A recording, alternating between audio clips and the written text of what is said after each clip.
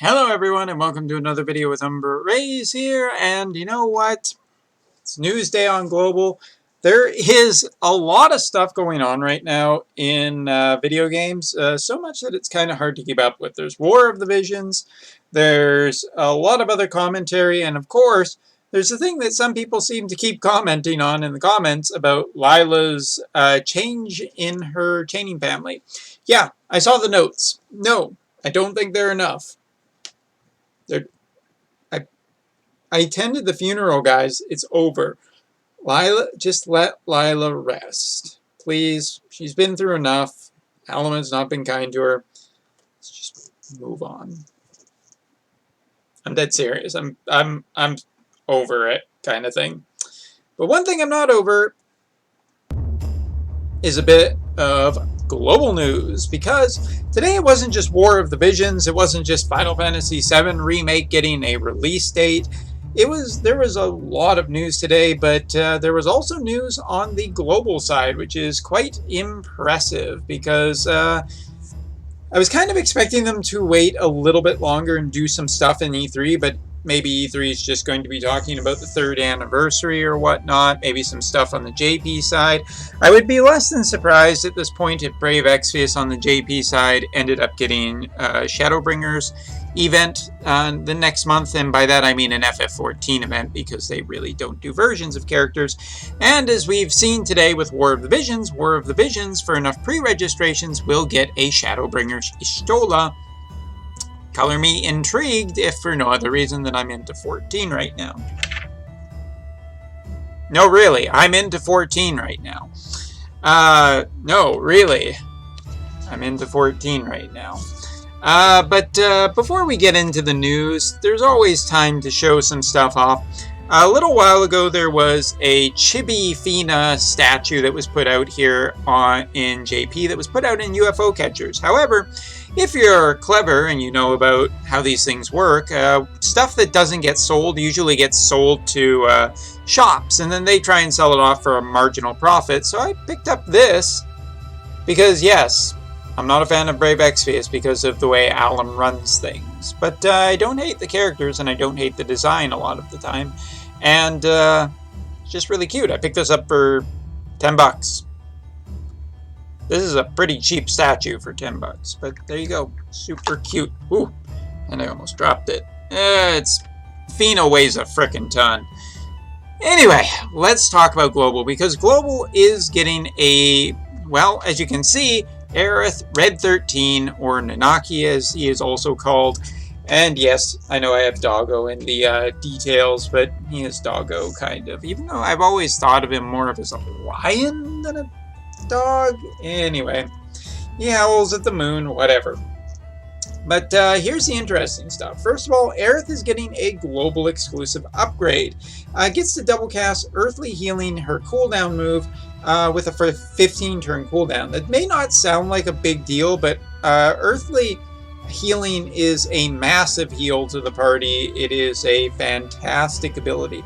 Aerith is one of my favorite healers for a couple of reasons, and I know people out there are going to say Warrior of Light Lena is better, and technically, yes, they're right, but Aerith's kit is just so great. I absolutely love it for a couple of reasons. One, it's very nicely organized. Two, it's very nicely labeled. Three, one of the best things about her that is better than Warrior of Light Lena is in terms of multi-fights.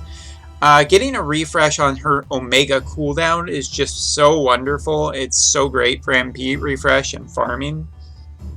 Really, I can't say enough good things about Aerith, and the fact that she gets a global upgrade is just awesome to me. So I'm still pitching it hard for, probably a better way to say that, but I'm still pitching the voice that Aerith is actually pretty damn awesome, and everyone should try and get her.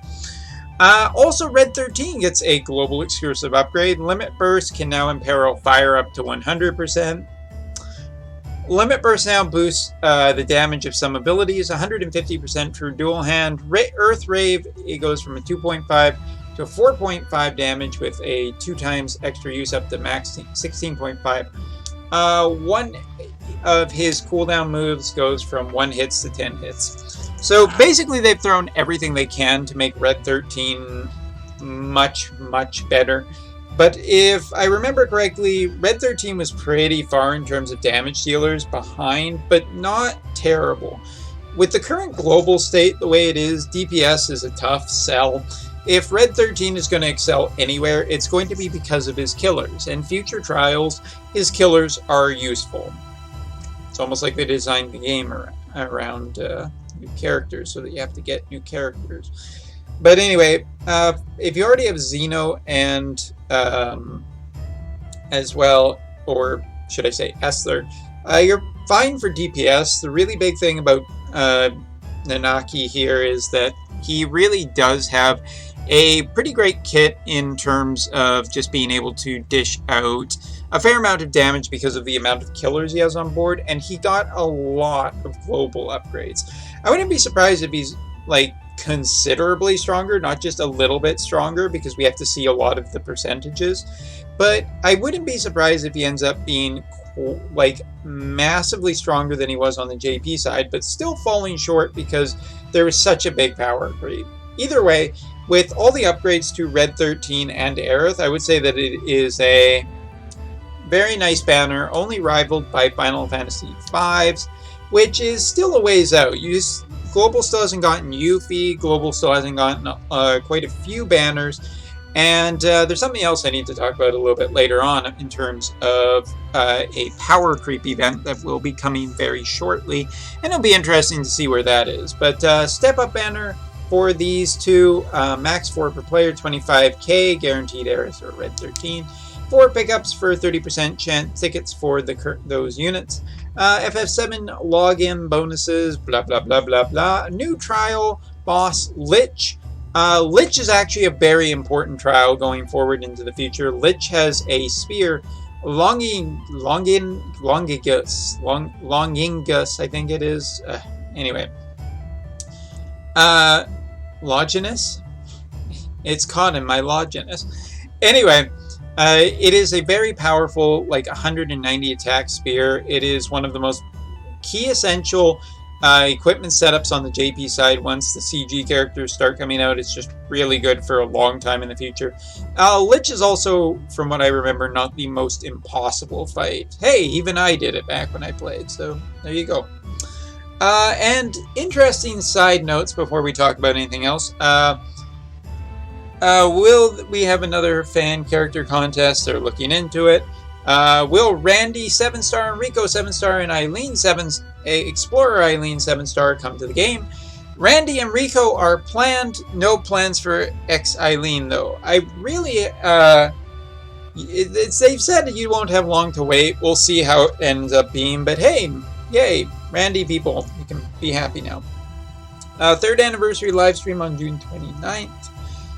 More viewers, the more rewards. Special countdown to the 3rd anniversary. 3rd anniversary medals, which could be like up to 2k medals. Exchange them for different stuff. Ooh, I like stuff. 3rd anniversary tickets, possibly like the JP side. And remember to log in every day. Blah, blah, blah, blah, blah. Here's the thing. About the time on JP, there was of the 3rd anniversary, there was a major upgrade and enhancement event, which was for all the CG story characters. And I don't really need my glasses on, although it does make me look a little bit more intelligent.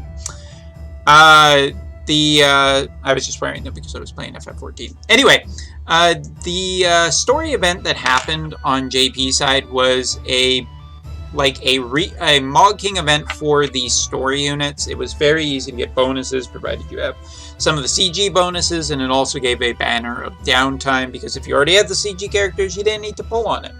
So that was a really, really, really good banner to have at the time, and it was a massive power upgrade to a lot of the CG units. CG Nickel, CG Fina, tons of characters got tons of good upgrades. But there was a lot of stones and a lot of gil needed, so it is something to just remember that event will happen on Global. Probably fairly shortly, you know, given the fair backlog of some banners that we seem to be waiting for. But very soon, the CG era will start. on global with CG protagonists. Not too terribly much longer it should be. As a matter of fact, I wouldn't be surprised if they start talking about it on the 3rd anniversary live stream, or maybe even sooner. But there's a fair amount of stuff coming to global. For global players who are still playing, absolutely enjoy your 3rd anniversary. This is a lot of rewards will be coming your way for sticking with the game and supporting the game. I should also say that I have taken a brief peek at the financial report that was released about Gummy. First of all, I wouldn't paint Gummy or Alum in the greatest of state right now.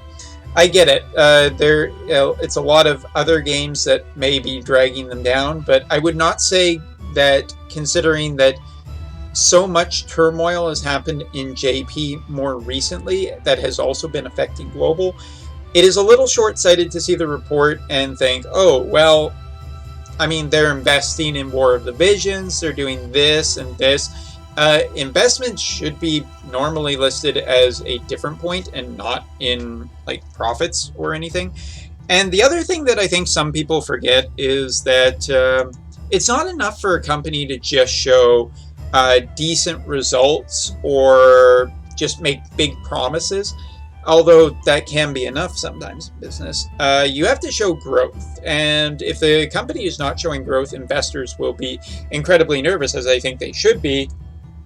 Alum is very quickly running JP into the ground, still with new things I have not made a video about yet, but hope to at some point. I wouldn't paint everything as being sunshine and rosy. I wouldn't paint it as doom and gloom. Alum and Gummy are in a point right now where they need to refocus and try to get profits up, because investors just won't be happy with the idea of being like, oh, well, you know, we did pretty good. I mean, yeah, we were investing in stuff, so there's a lot of money tied up right now. No, investors want growth year after year. They want to see the company is growing, not shrinking. So it'll be interesting to see future financial reports and where exactly the company goes, because right now, JP side is having a little bit of issues, and after the big hype that is the 3rd anniversary, we'll really be seeing what global does with its future. Maybe it won't be Summon Festivals, but maybe it'll be something else. Anyway, that's all for this video, and I'll see you in the next one. Take care.